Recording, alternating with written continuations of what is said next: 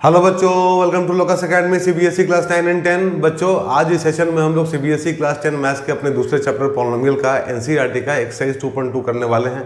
2.1 हम लोग ऑलरेडी कर चुके हैं। सो अगर नहीं देखा है तो जाकर उसको जरूर देख लेना, ठीक है। तो चलो स्टार्ट करते हैं आज का सेशन। देखो पहला क्वेश्चन क्या है, find the zeros of the following quadratic polynomials and verify the relationship between zeros and the coefficients, right. तो ये पहला क्वेश्चन है हम लोगों का। तो इसको पहले हम लोग एज्यूम कर लेते हैं p x, let p x is equal to x square minus 2x minus 8, ठीक है। अब ये जो पॉलिनोमियल है बच्चों एक्स में है, इसमें जो वेरिएबल यूज़ किए हम लोग क्या किए, एक्स किए हैं, सो इसको पी एक्स नाम दे दिए, x square minus 2x minus 8। अब इसको नॉर्मली क्या करो, फैक्टराइज कर लो, ठीक है। इसको नॉर्मली फैक्टराइज कर लो, जैसे हम लोग फैक्टराइज करते हैं, ठीक है। मिडिल टर्म स्प्लिट करके तो क्या हो जाएगा कि x square minus 4x plus 2x minus 8, ठीक है। इसको ऐसे लिख लेंगे। नाउ x कॉमन ले लो तो यहाँ क्या हो जाएगा, x minus 4 plus 2 x minus 4, so this is x plus 2 and x minus 4, ठीक है। इतना आ गया। अब क्या करना है बच्चों, हम लोग को जीरोज निकालना है यहाँ पे, ठीक है। सबसे पहले जीरोज निकालना है और फिर हम लोग को रिलेशनशिप स्टैब्लिश करना है जीरोज और कोफिशिएंट्स के बीच में। तो जीरोस कब होगा, जीरोस कैसे निकलेगा इसका, ठीक है। सो अगर इसका वैल्यू जीरो हो जाए, मतलब पी एक्स का वैल्यू जीरो किस वैल्यू के लिए होगा, ठीक है। So therefore the value of p x is zero, ठीक है। The value of p x is zero. कब होगा जीरोस का value, when x plus 2 is equal to 0 और x minus 4 is equal to 0, ठीक है। जब इसका वैल्यू जीरो हो जाए या फिर इसका वैल्यू जीरो हो जाए तो पी एक्स जीरो हो जाएगा। The value of p x is zero when x plus 2 is equal to 0 और x minus 4 is equal to 0। This implies x is equal to minus 2 और x इज इक्वल टू 4, ठीक है। तो x is equal to minus 2, ठीक है। जब x का value minus 2 हम लोग सब्स्टिट्यूट करेंगे यहाँ पे तो क्या हो जाएगा, ये जीरो हो जाएगा, ठीक है। पी एक्स जीरो हो जाएगा, या फिर x इज इक्वल टू 4 भी जब हम लोग डालेंगे यहाँ पे तभी इसका जो वैल्यू आएगा पी एक्स का क्या आएगा, जीरो आएगा। तो रूट्स निकल गया हम लोग का, जीरोज निकल गया, ठीक है। तो जीरोज ऑफ द पॉलिनोमियल है माइनस 2 एंड 4, दो वैल्यू आया क्वाड्रेटिक है। नाउ अब हम लोग रिलेशनशिप कैसे स्टेब्लिश करेंगे यहाँ पे, देखो। Now sum of roots, ठीक है। जो रूट हम लोग को जो मिला है, सम ऑफ जीरोस क्या कर लो, रूट्स एंड दो, ये जीरोस लिखा है ना बच्चों, सम ऑफ जीरोस क्या हो जाएगा यहाँ पे 4 आया और माइनस 2 आया, तो 4 plus minus 2 is equal to 4 minus 2 is equal to 2, ठीक है। तो सम ऑफ जीरोस कितना आया हम लोग का, 2 आया, ठीक है। नाउ यहाँ पे क्या कर सकते हैं हम लोग अभी, तो इसको हम लोग कैसे लिख सकते हैं, नाउ देयरफॉर माइनस 2, तो ऐसे लिख लो यहाँ पे, is equal to minus of minus 2 upon 1, ठीक है। माइनस ऑफ माइनस 2 अपॉन 1, इसको ऐसे लिख सकते हैं। अब ये क्या है यहाँ पे, ठीक है। माइनस 2 क्या होगा बच्चों, माइनस 2 यहाँ पे देखो, यहाँ पे माइनस 2 का कोफिशिएंट है x का, इज इक्वल टू आप लिखेंगे कोफिशिएंट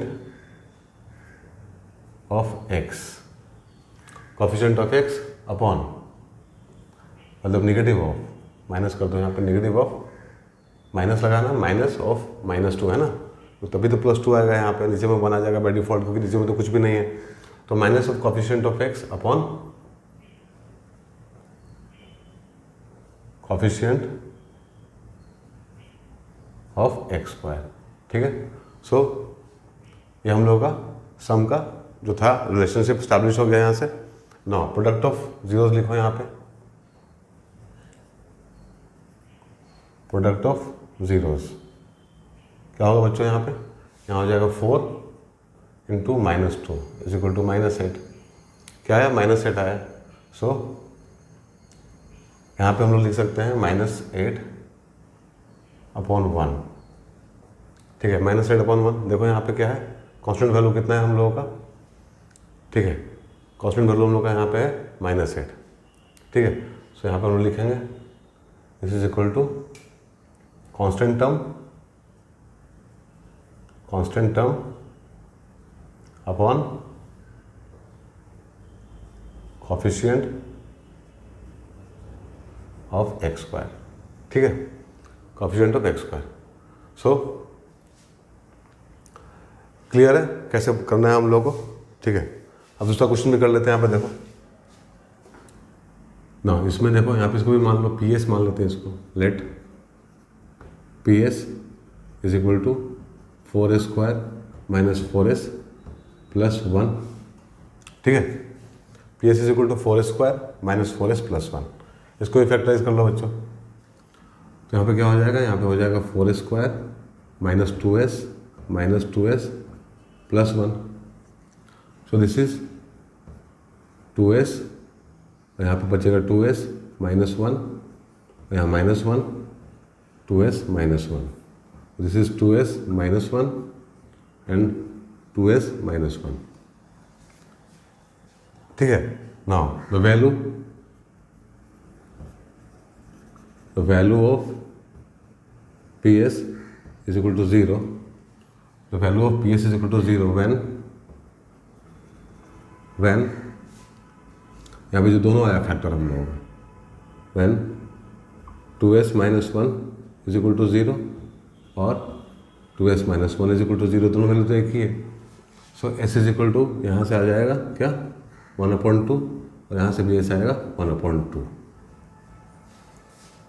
ठीक है। तो s 2 आया, ठीक है, 1/2 क्योंकि पॉलिनोमियल हम लोग किस में है, x में नहीं है, इस बार s में है, ठीक है। तो s का 2 वैल्यू हम लोग को मिला, लेकिन सेम वैल्यू है बच्चों यहाँ पे, उससे कोई फर्क नहीं पड़ता है। अब हम लोग क्या लिखेंगे यहाँ पे, ठीक है। नाउ इसमें देखो, इसमें क्या है, ऐसे भी इसको लिख सकते हैं, here coefficient of x square is equal to कितना है हम लोगों का, 4 है, ठीक है। वैसे ही coefficient of x is equal to कितना है, -4 है, और कांस्टेंट टर्म कितना है, constant term is equal to हम लोग का दिया है 1, ठीक है। जैसे लिखना वैसे लिखो, ठीक है, ऐसे भी कर सकते हैं, ऐसे भी कर सकते हैं, हम सब कोफिशिएंट लिख लिए यहाँ पे, ठीक है। नाउ यहाँ पे करो, अब नाउ सम ऑफ जीरोस क्या हो जाएगा, इज इक्वल टू 1/2 प्लस 1/2, ठीक है। कितना हो जाएगा, 1/2 प्लस 1/2, दिस इज 1, ठीक है। कितना हो जाएगा बच्चों, ये 1 हो जाएगा। तो इसको हम लिख सकते हैं कैसे, -4/4, ठीक है। दिस इज -4/4, ठीक है। देखो यहाँ पे माइनस माइनस प्लस हो जाएगा और 4 से 4 कट के 1 हो जाएगा अल्टीमेटली, तो इसको हम लोग इस तरह से लिख सकते हैं, ठीक है। तो यहाँ पे क्या आया, यहाँ पे आया negative of coefficient of x upon coefficient of x square, ठीक है। देखो 4 है, कोफिशिएंट ऑफ एक्स स्क्वायर कितना है, 4 है, कोफिशिएंट ऑफ एक्स कितना है हम लोगों का -4 है, और सामने माइनस आया, मतलब ये हम लोग का रिलेशन था जो स्टैब्लिश हो गया सम के केस में, ठीक है ना। प्रोडक्ट में देखो, प्रोडक्ट ऑफ जीरोस, ठीक है, क्या हो जाएगा यहाँ पे, product of zeros, this is equal to 1/2 into 1/2 is equal to 1/4, ठीक है, 1/4, दिस इज इक्वल टू, अब देखो कांस्टेंट टर्म कितना है, 1 है, और 4 क्या है हम लोगों का, कोफिशिएंट एक्स स्क्वायर का, दिस इज इक्वल टू 1 क्या है, यहाँ लिख सकते हैं हम लोग constant term upon coefficient of x square, ठीक है, कोफिशिएंट ऑफ एक्स स्क्वायर। दोनों क्वेश्चन को कैसे करना समझ में आया बच्चों, ये तरीका भी फॉलो कर सकते हैं, ऐसे ही बना सकते हैं, दोनों सेम है, ठीक है। तो चलो मूव करते हैं नेक्स्ट पार्ट पे। ना बच्चों नेक्स्ट पार्ट देखो, 6x² माइनस 3 माइनस 7x, ठीक है।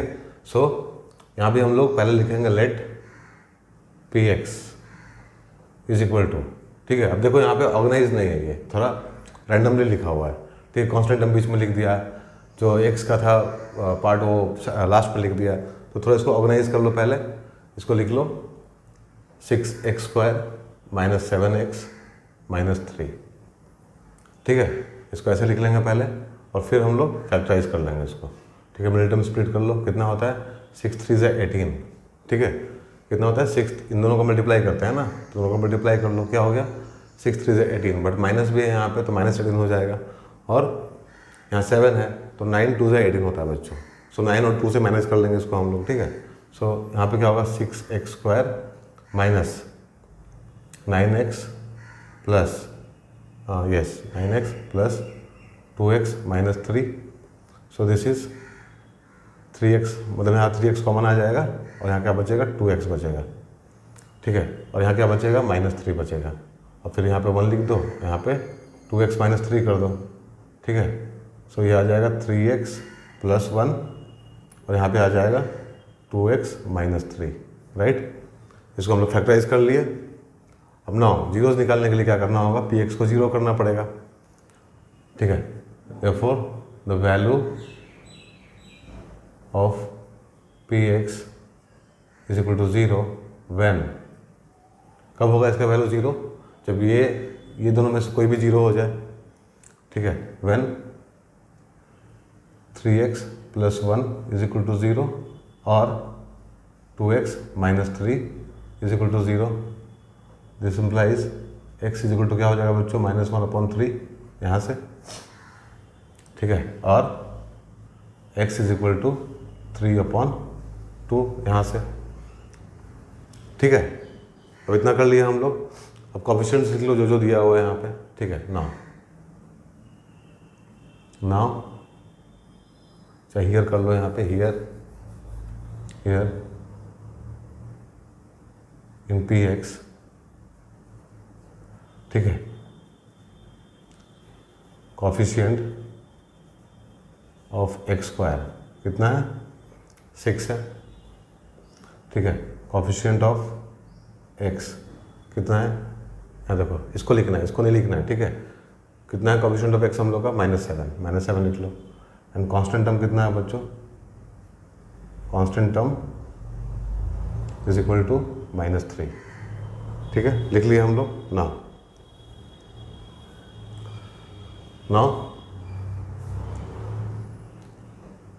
सम ऑफ जीरोस क्या हो जाएगा, इज इक्वल टू जो भी यहाँ आया है दोनों का सम निकालो, तो दिस इज 3/2 प्लस -1/3, सो ये हो जाएगा यहाँ पे 6 एलसीएम लो, सो 2 3 या 6 मतलब 9 हो जाएगा, और यहाँ पे कितना हो जाएगा -3 2, तो 2 हो जाएगा, मतलब दिस इज 7/6, ठीक है। तो सम ऑफ जीरोस कितना आया 7/6, ठीक है। इसको हम लोग ऐसे लिख सकते हैं -7/6, ठीक है। यहाँ पे देखो कोएफिशिएंट क्या है x का -7 है, -7 आया, और 6 क्या है कोएफिशिएंट ऑफ x² 6 है, माइनस तो रहता ही है, माइनस भी अपन a का फॉर्म आया ना, ये क्या होता था, ये a, ये b और ये c, so this is equal to -b/a,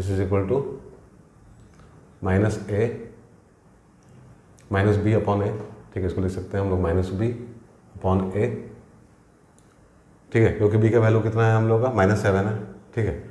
सो हम लोग को यहाँ से मिल गया क्या, minus of coefficient of x upon coefficient of x², ठीक है। सम ऑफ जीरोस का हो गया यहाँ पे, प्रोडक्ट ऑफ जीरोस का निकाल लो। प्रोडक्ट ऑफ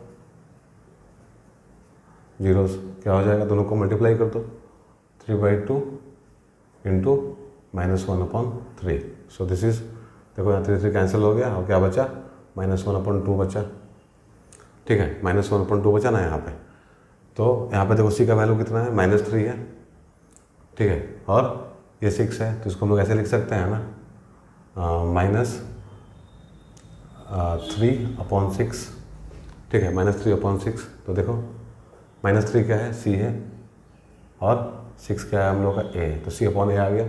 मतलब this is equal to constant term upon coefficient of x², ठीक है। तो हम लोग का रिलेशन स्टैब्लिश हो गया यहाँ पे, ठीक है। नाउ नेक्स्ट क्वेश्चन देखो, क्वेश्चन नंबर 4, मतलब पार्ट 4। अब यहाँ पे देखो बच्चों क्या है, लेट, इसको तो मान लो PU, क्योंकि U में है, हम लोग का वेरिएबल क्या है यहाँ पे यूज़ किया हुआ U है। सो PU इज इक्वल टू क्या हो जाएगा, ये हो जाएगा 4U² प्लस 8U, यहाँ पे 0 कर दो कांस्टेंट टर्म, ठीक है। ये पूरा इक्वेशन है हम लोगों का, ये आधा दिया हुआ है, मतलब कांस्टेंट टर्म मिसिंग है, इसमें नहीं है, मतलब इसमें, तो यहाँ 0 लिख लेंगे हम लोग ना। इसको फैक्टराइज कर लो, इसको फैक्टराइज करना तो बहुत ही सिंपल है। यहाँ पे सिंपली क्या करो, 4U ले लो कॉमन। सो क्या बचेगा, यहाँ U बचेगा, और यहाँ क्या बचेगा, 2 बचेगा, ठीक है। So the value of PU is equal to 0 when 4U is equal to 0 और U plus 2 is equal to 0। तो यहाँ से क्या आ जाएगा, U इज इक्वल टू 0 और U इज इक्वल टू -2, ठीक है। Now here in Px coefficient of x² कितना है, सॉरी U² होगा, यहाँ पे x लिखने का आया था बच्चों, U², एग्जाम में ध्यान देना, ठीक है। Here in Px coefficient of U² कितना है, 4 है, ठीक है। अगेन कोफिशिएंट U कितना है बच्चों, यहाँ पे 8 है, 8 लिख दो। एंड कांस्टेंट टर्म कितना है, constant term is equal to 0, ठीक है। ये क्या है हम लोग का, A है, ये हम लोग का B है, ये हम लोग का C है, ठीक है। Now sum of roots, sum of zeros is equal to क्या हो जाएगा, sum of zeros is equal to, दोनों को ऐड कर दो एग्जैक्टली, क्या है, 0 और 2 है ना, 0 और -2 है, तो 0 प्लस -2 इज इक्वल टू -2, ठीक है। -2 आया, मतलब इसको हम लोग लिख सकते हैं यहाँ पे -8/2, ठीक है। -8/2 हो गया यहाँ पे, मतलब यहाँ पे देखो 8 क्या है, B है, सो ये हो जाएगा -B/A, मतलब दिस इज इक्वल टू क्या हो गया, ये coefficient minus of coefficient of x upon coefficient of x², ठीक है। सम का भी हो गया बच्चों, यहाँ पे समझ में आ रहा है कैसे हुआ। यहाँ -2 था, तो हम लोग क्या किया, -8/2 -8/4 हो जाएगा, सॉरी, ठीक है, 4 कर दिए। और फिर यहाँ पे हम लोग का 4 क्या है, देखो 4 हम लोग का A है, और माइनस यहाँ है माइनस, और 8 क्या है, B है, तो -B/A हो गया, जो क्या होता है, minus of coefficient of x होता है अपॉन कोफिशिएंट ऑफ x² होता है, राइट। ओके, नाउ प्रोडक्ट का कर लो, product of zeros, product of zeros, ठीक है, दोनों को मल्टीप्लाई कर लो। So 0 into -2 is equal to क्या होगा, 0 होगा। So this is equal to 0/4 हो सकता है, ठीक है, 0/4 हो सकता है, ठीक है। मतलब 0 क्या है, C है, और 4 क्या है, A है, मतलब coefficient of, sorry, constant term, पहले क्या लिखेंगे यहाँ पे हम लोग, कांस्टेंट टर्म लिखेंगे, is equal to constant term upon coefficient of x², ठीक है, ठीक है बच्चों, कोई दिक्कत नहीं है इसमें, समझ में आ गया कैसे करना है इस तरह के क्वेश्चन को। अब इसमें 2 क्वेश्चन और बचा हुआ है, 2 पार्ट और बचा हुआ है, उसको भी कर लेते हैं ना बच्चों। पार्ट 5 देखो क्या है यहाँ पे, t² - 15, ठीक है। तो इसको फिर से लिखो वैसे ही, let PT is equal to t² - 15, ठीक है। अब यहाँ पे बच्चों t वाला टर्म क्या है, मिसिंग है, तो लिख लो इसको, कोई दिक्कत नहीं है। ठीक है, टी स्क्वायर माइनस 0 प्लस कर लो यहाँ पे प्लस 0 इंटू टी माइनस 15। ठीक है, इसको हम लोग इस तरह से लिख सकते हैं, बट फैक्टराइजेशन में इसका कोई इंपॉर्टेंस नहीं है, इससे हम लोग कर सकते हैं। ठीक है, इससे हम लोग सिंपली कर सकते हैं। यहाँ पे कर लो T square minus under root 15 का स्क्वायर कर दो, क्योंकि रूट 15 का स्क्वायर क्या होता है बच्चों, 15 ही होता है, 15 ही होता है। ठीक है, तो अब देखो ये फॉर्म में आ गया हम लोग के। ठीक है, आइडेंटिटी हम लोग पढ़े हुए हैं इसको कि ए स्क्वायर माइनस बी स्क्वायर क्या होता है, ए माइनस बी ए प्लस बी होता है। सो इसको हम लोग ऐसे लिख सकते हैं टी माइनस रूट 15 और टी प्लस रूट 15। ठीक है, इसको तो हम लोग को फैक्टराइज ही करना था, ऐसे भी फैक्टराइज हो जाएगा। ठीक है, now the value of p t is equal to 0 when t minus root 15 is equal to 0 और t plus root 15 is equal to 0। This implies ठीक है, वैल्यू कितना आएगा बच्चों, यहाँ से रूट 15 आएगा और यहाँ से t is equal to minus root 15 आएगा। ठीक है, नाउ हियर इन px क्या क्या है यहाँ पे, कॉफिशिएंट ऑफ टी स्क्वायर। ठीक है, क्या coefficient of t square is equal to कितना होगा, 1 होगा, मतलब ये हम लोग के a के बराबर है। और coefficient of t is equal to 0 जो b के बराबर है। ठीक है, एंड कॉफिशिएंट मतलब कांस्टेंट टर्म। ठीक है, क्या constant term is equal to क्या होगा, माइनस 15 होगा। ठीक है, जो c के बराबर है। ठीक है, जो c के बराबर है।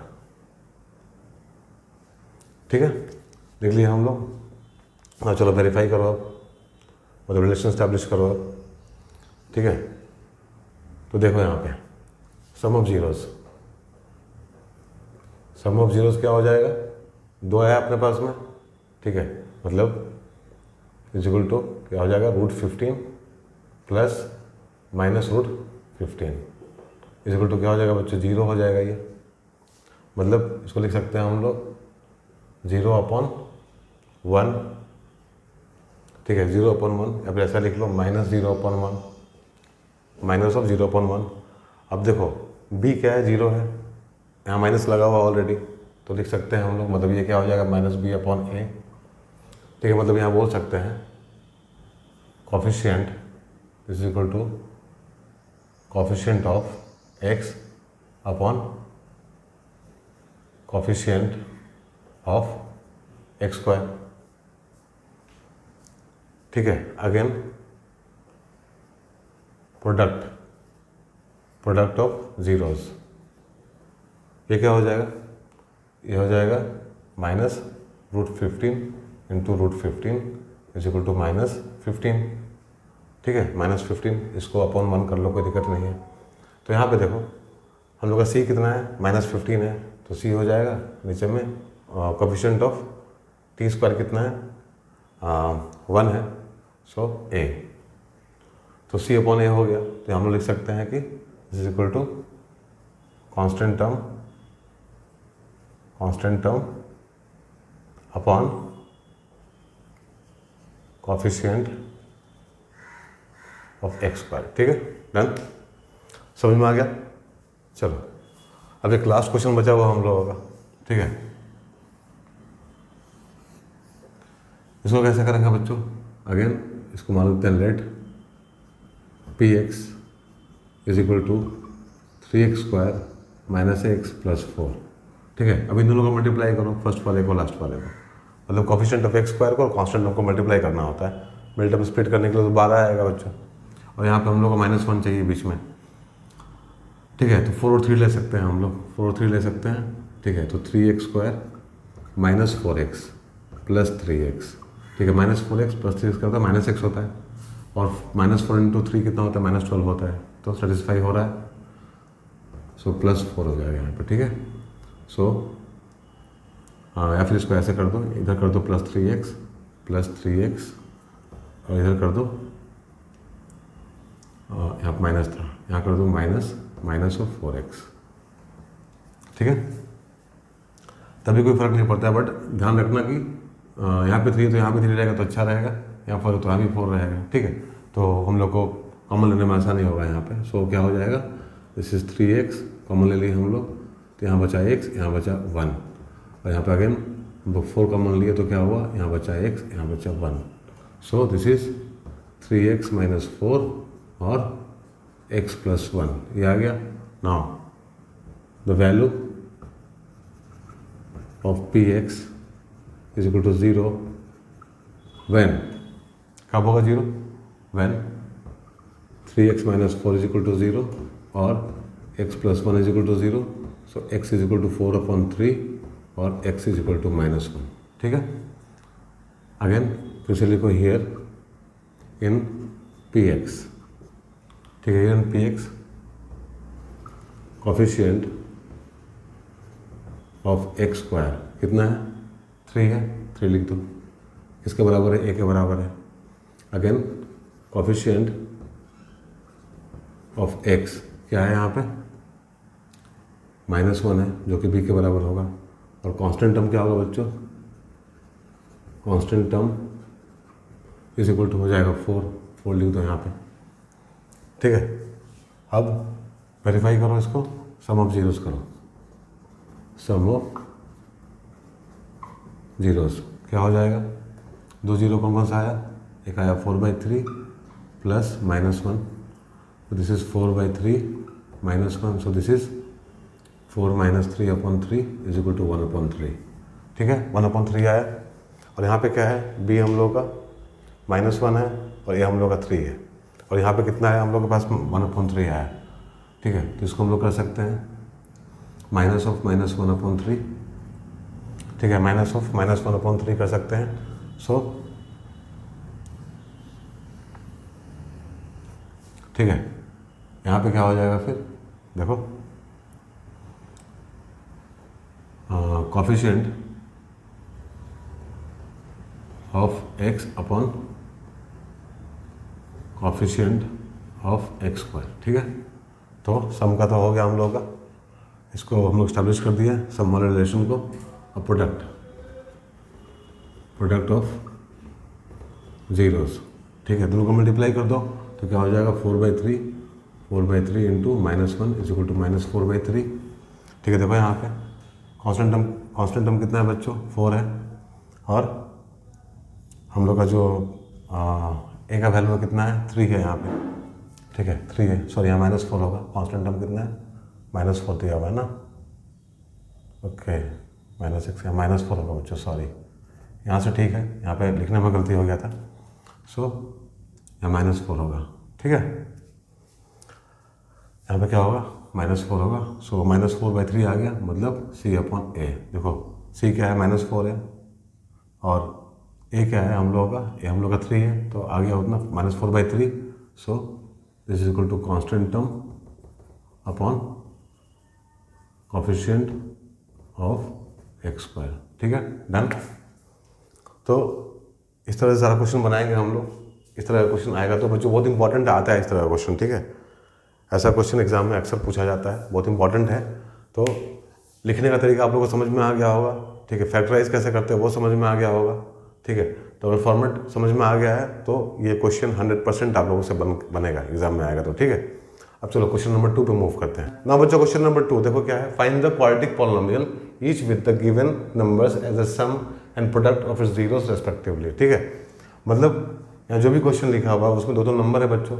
जो पहला नंबर है वो क्या है, सम ऑफ जीरोस है, और दूसरा नंबर है वो क्या है, प्रोडक्ट ऑफ जीरोस है। मतलब यहाँ पे हम लोग को जीरोस का सम और प्रोडक्ट निकाल के दे दिया गया है, और हम लोग को यहाँ पे क्वाड्रेटिक पॉलिनोमियल फॉर्म करना है, ठीक है। क्वाड्रेटिक पॉलिनोमियल क्या करना है, फॉर्म करना है हम लोग को, ठीक है। तो एक छोटा सा कंसेप्ट है, पहले उसको समझ लेते हैं, फिर इसको हम लोग करेंगे, ठीक है। तो देखो, जब भी आप लोग को पता हो, ठीक है, जब भी आप लोग को रूट्स पता हो किसी क्वाड्रेटिक पॉलिनोमियल का, ठीक है, जैसे कि मान लो अल्फ़ा और बीटा, ठीक है, अल्फ़ा और बीटा किसी क्वाड्रेटिक पॉलिनोमियल का रूट्स है, जीरोस है, ठीक है।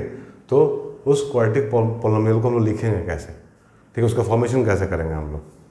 तो रूट के हेल्प से बच्चों हम लोग किसी भी क्वाड्रेटिक पॉलिनोमियल का फॉर्मेशन कर सकते हैं, ठीक है, रूट पता हम लोग को हो तो, ठीक है। कैसे कर सकते हैं देखो, so if alpha and beta are the roots और जीरोज, ठीक है, of any quadratic polynomial, then वो क्वाड्रेटिक पॉलिनोमियल क्या होता है बच्चों, वो होता है x square minus sum of zeros, ठीक है, into x plus product of zeros, ठीक है। सो ये हम लोग का क्या है, क्वाड्रेटिक पॉलिनोमियल है पी एक्स, ठीक है। क्या है ये, x square minus sum of zeros into x plus product of zeros, ठीक है। ये फॉर्मेट होता है, ठीक है। इस तरह से हम लोग क्या करते हैं, फॉर्मेशन करते हैं क्वाड्रेटिक पॉलिनोमियल का, राइट। सो जो भी क्वेश्चन यहाँ दिया हुआ है इसमें हम लोग को यही करना है, ठीक है। तो सबसे पहले क्या करेंगे हम लोग यहाँ पे, अब हम लोग एज्यूम कर लेते हैं, late alpha and beta with zeros of required quadratic polynomial, ठीक है। अगर अल्फा और बीटा क्या है, जीरोज है रिक्वायर्ड क्वाड्रेटिक पॉलिनोमियल का, and given that alpha plus beta, ठीक है, alpha plus beta is equal to कितना दिया हुआ, 1/4, ठीक है, and alpha into beta is equal to -1, ठीक है। Let alpha and beta with the zeros of required quadratic polynomial, and given that alpha plus beta is equal to 1/4 and alpha into beta is equal to -1, therefore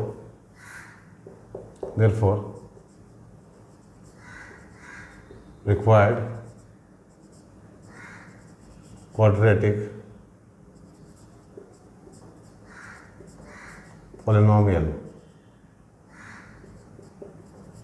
is, क्या हो जाएगा, ये हो जाएगा x square minus sum of zeros into x plus product of zeros, right.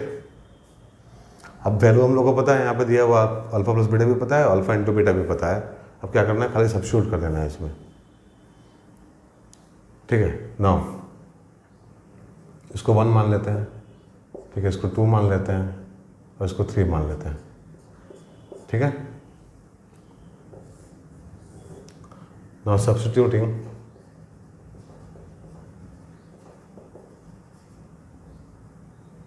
Values of 1 and 2 and 3, ठीक है, जो भी वैल्यू है 1 और 2 का, ठीक है। तो अल्फा प्लस बीटा का, अल्फा इंटू बीटा का, उसको 3 में सब्स्टिट्यूट कर दो, इन 3 वी गेट, क्या मिलेगा हम लोगों को, we get required quadratic polynomial is equal to कितना हो जाएगा, एक्स स्क्वायर -1/4 एक्स प्लस -1, ठीक है। ये हो गया। अब सॉल्व कर दो इसको। अब ये क्या हो जाएगा बच्चों, यहाँ हो जाएगा 4x square minus x minus 4 upon 4, this is equal to 1/4, ठीक है। इसको ले लो, साथ में ले लो इसको, 4x square minus x minus 4, ठीक है। ये हम लोग का रिक्वायर्ड क्वाड्रेटिक पॉलिनोमियल है, समझ में आया। तो पहले एज्यूम कर लिए, let alpha and beta with the zeros of the required quadratic polynomial, और दिया हुआ है alpha plus beta is equal to 1/4 and alpha into beta is equal to -1, it is given. Confuse मत करना है यहाँ पे, ठीक है, क्योंकि अल्फा और बीटा नहीं दिया है, क्या दिया है, अल्फा प्लस बीटा दिया हुआ है और अल्फा इंटू बीटा दिया हुआ है, ठीक है। दोनों को लिख लिए यहाँ पे, नाम दे दिए 1 और 2, ठीक है। और तो रिक्वायर्ड क्वाड्रेटिक पॉलिनोमियल क्या होगा हम लोग का, ये होगा, ठीक है। इसको 3 नाम दे दिए हम लोग। अब क्या किया हम लोग, 1 और 2 को इसमें सब्स्टिट्यूट कर दिए 3 में, तो रिक्वायर्ड क्वाड्रेटिक पॉलिनोमियल क्या हुआ हम लोगों का, ये वाला हो गया, ठीक है। समझ में आया। वैसे क्वेश्चन नंबर 2 कर लो, ठीक है। क्वेश्चन नंबर 2 में क्या करना है हम लोग को, मतलब पार्ट 2 में क्या करना है हम लोग को, यहाँ दिया हुआ let alpha and beta with the zeros of required quadratic polynomial, ठीक है, और required quadratic polynomial and given that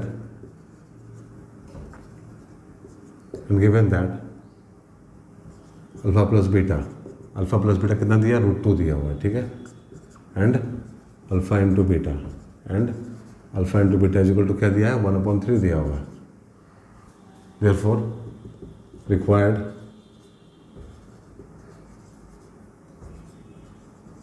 quadratic polynomial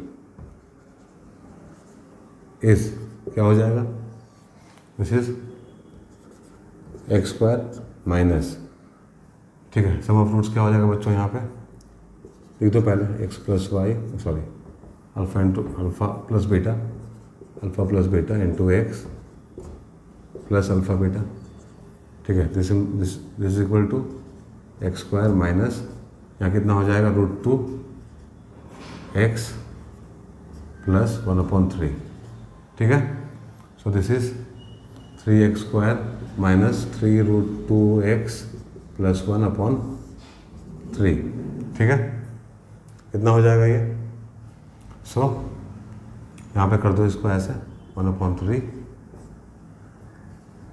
3x² minus 3√2x plus 1, ठीक है बच्चों। तो ये हम लोग का रिक्वायर्ड क्वाड्रेटिक पॉलिनोमियल है। इसको हम लोग इधर डिटेल में भी कर सकते हैं, ऐसे भी करेंगे तो चलेगा, कोई दिक्कत नहीं, ठीक है। नाउ देखो पार्ट 3, ठीक है, यहाँ पे क्या है, let alpha and beta be the zeros of quadratic polynomial, ठीक है। अल्फा और बीटा क्या है, जीरोज है क्वाड्रेटिक पॉलिनोमियल का, जो हम लोग को चाहिए, ठीक है। And given that alpha plus beta is equal to 0 and alpha into beta is equal to √5, ठीक है, दिया हुआ ना ये दोनों। नाउ अब क्या करेंगे हम लोग, यहाँ लिखेंगे therefore required quadratic polynomial is x² minus sum of roots into x plus product of roots is equal to क्या हो जाएगा, वैल्यू पुट कर दो, x² minus 0 into x plus √5, so this is x² plus √5, this is the required quadratic polynomial, right. ठीक है बच्चों, तो बहुत आसान है, कंसेप्ट बस इतना ही है कि अल्फा बीटा कर दिया है, अगर तुमको पता है अल्फा और बीटा क्या है, अल्फा और बीटा, ठीक है, दिया हुआ है, यहाँ पे पता है हम लोग को, तो हम लोग इन दोनों के हेल्प से इजीली, ठीक है, अपने क्वाड्रेटिक पॉलिनोमियल का फॉर्मेशन कर सकते हैं, ठीक है, क्योंकि ये जो हम लोग को मिलने वाला है क्वाड्रेटिक पॉलिनोमियल, इसी का रूट होगा अल्फा और बीटा, ठीक है। सो अल्फा और बीटा दिया है, तो इस तरह से हम लोग किसी भी क्वाड्रेटिक पॉलिनोमियल का फॉर्मेशन कर सकते हैं, राइट। चलो मूव करते हैं नेक्स्ट पार्ट पे। ना बच्चों पार्ट 4 देखो, यहाँ क्या दिया हुआ है, 1 1 दिया हुआ है, मतलब सम ऑफ जीरोस क्या है, 1 है, प्रोडक्ट ऑफ जीरोस भी 1 दिया हुआ है, ठीक है। सो सबसे पहले लिखो let alpha and beta be the zeros of the required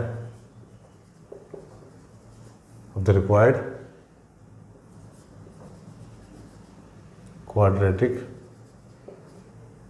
polynomial, ठीक है।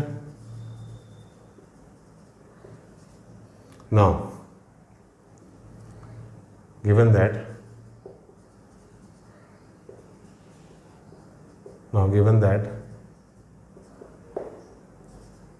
अल्फा प्लस बीटा कितना दिया हुआ है, 1 दिया हुआ है, एंड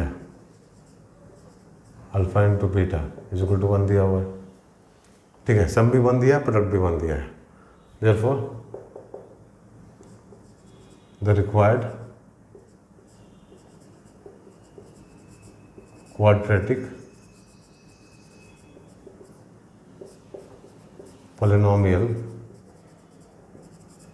इज, क्या हो जाएगा बच्चों, x square minus sum of roots into x plus product of roots, ठीक है, is equal to x square minus 1x plus 1। So क्या हो जाएगा ये finally x square minus x plus 1। This is the required quadratic polynomial, right. Next question, ठीक है, देखो, let alpha and beta be the zeros of required quadratic polynomial, ठीक है। Alpha और बीटा अगर जीरो से रिक्वायर्ड क्वाड्रेटिक पॉलिनोमियल का, now given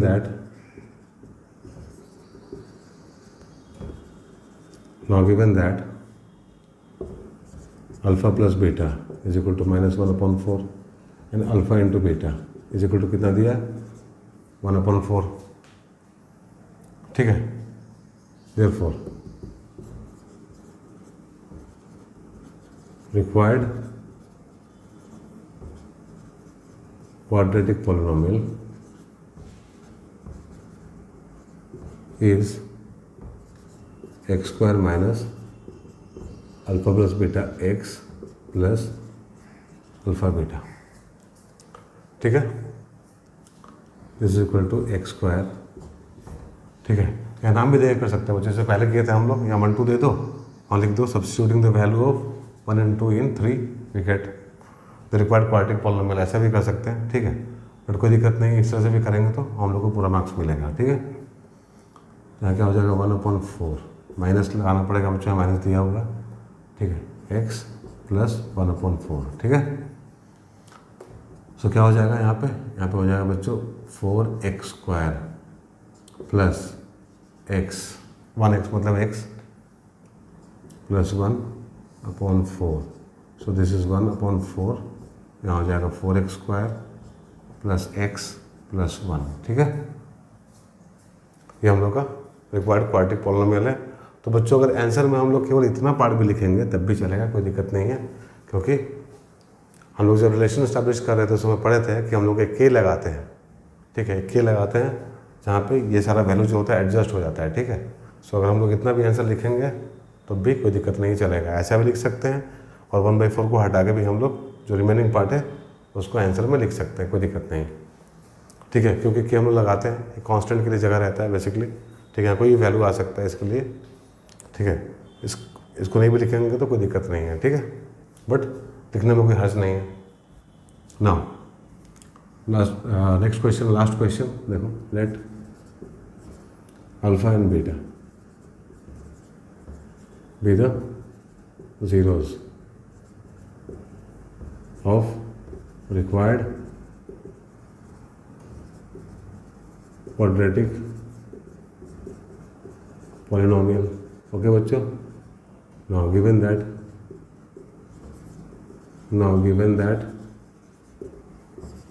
alpha plus beta is equal to 4 and alpha into beta is equal to 1, ठीक है, therefore required quadratic polynomial